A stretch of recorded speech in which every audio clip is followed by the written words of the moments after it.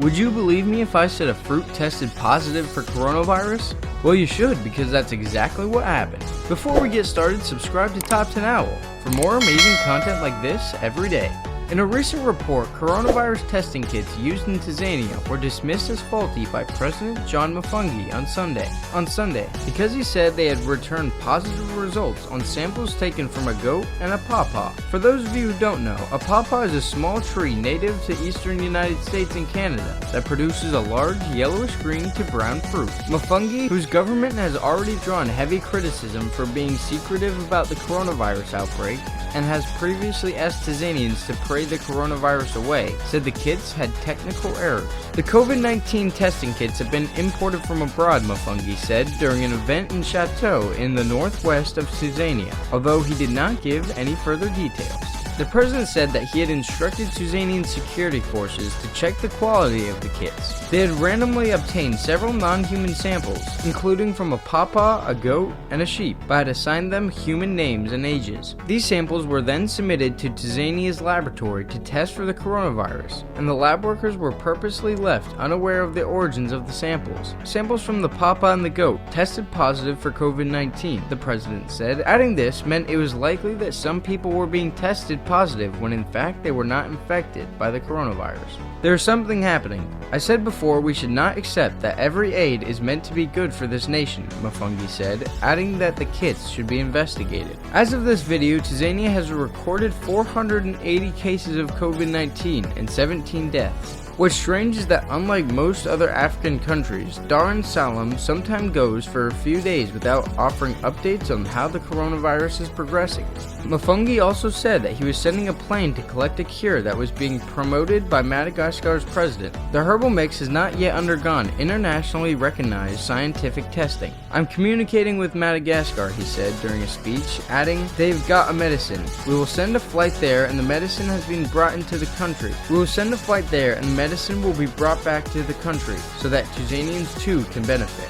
COVID-19 infections and fatalities reportedly across Africa have been relatively low compared to the United States, Europe, and parts of Asia. But Africa also has extremely low levels of testing compared to the other places. Right after the Indian state, Rajasthan, reported gross inaccuracies in results from the rapid antibodies test kit, the Indian Council for Medical Research, also known as ICMR, asked all states to immediately stop using the newly arrived Chinese kits until they are tested by a team of experts.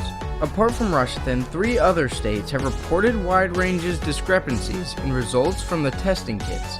The standard RT-PCR, which stands for the Reverse Transcriptions Polymerase Chain Reaction, is a laboratory test conducted for the detection of the novel coronavirus, and it is considered to be the only confirmatory way to be tested.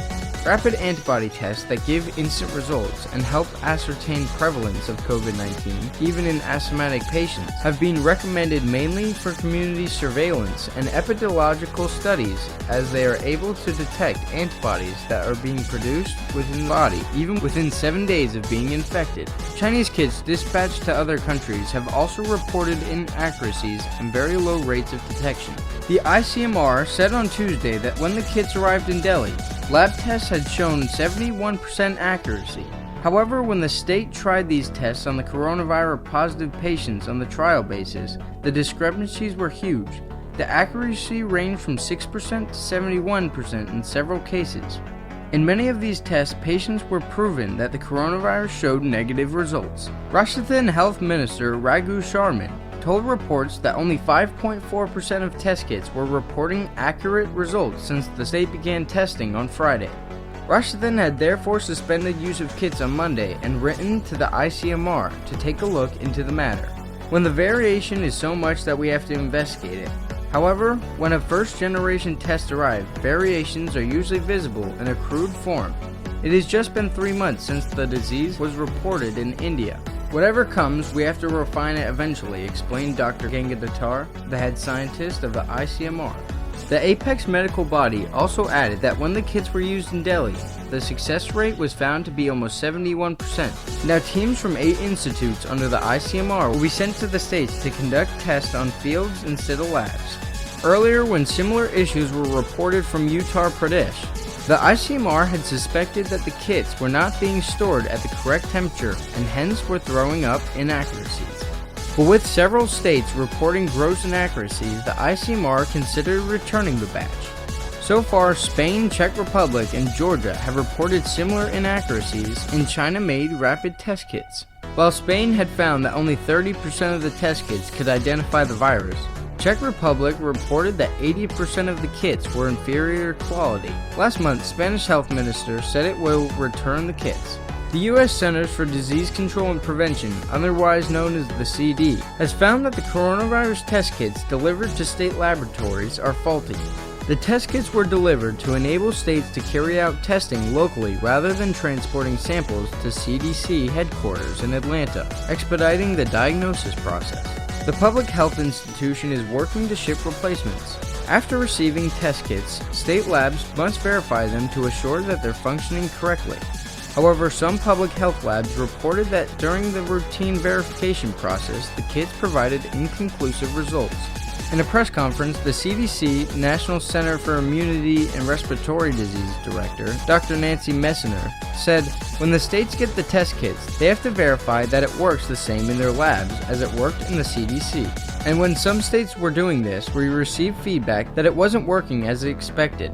Specifically, some public health labs in states were getting inconclusive results.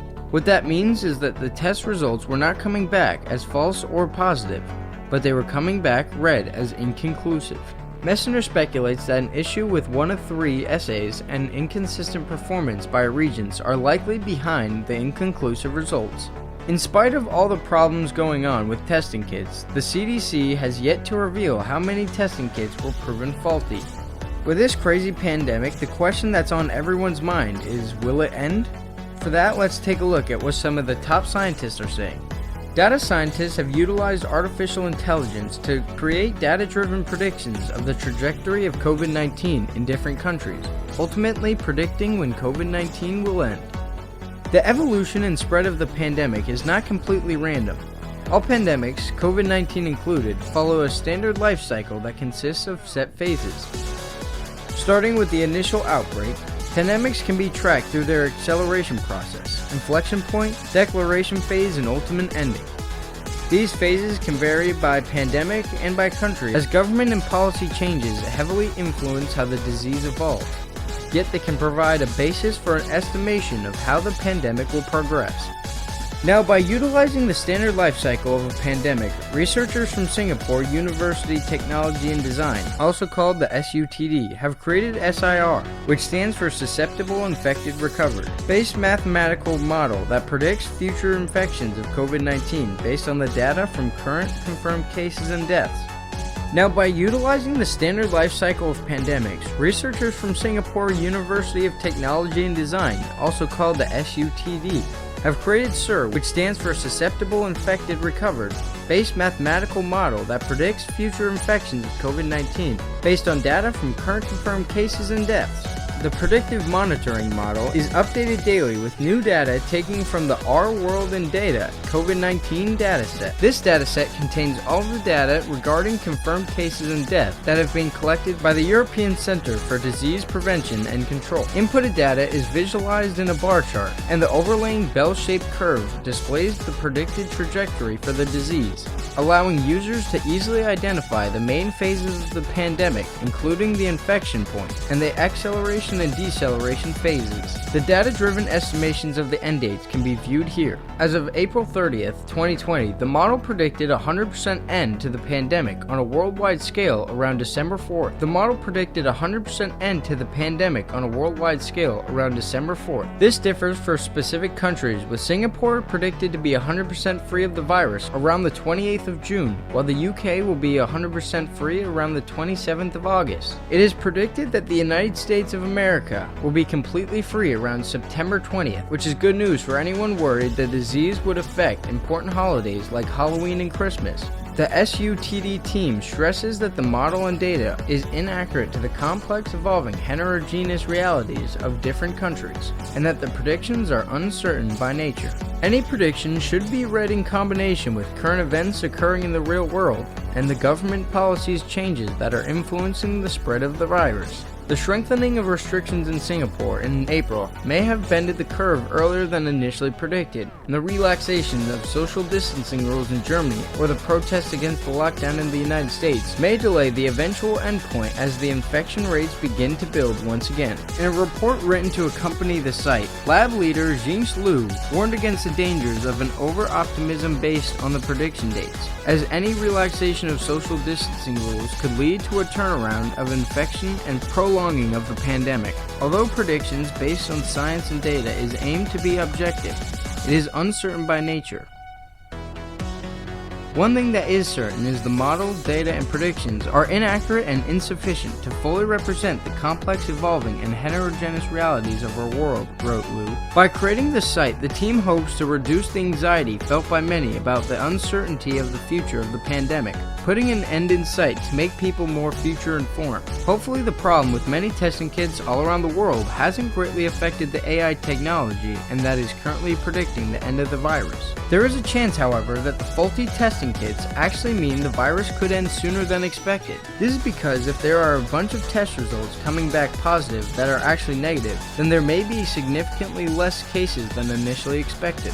Let us know what you're doing to entertain yourself in quarantine, and subscribe to Top 10 Owl if you're ready for this pandemic to be over.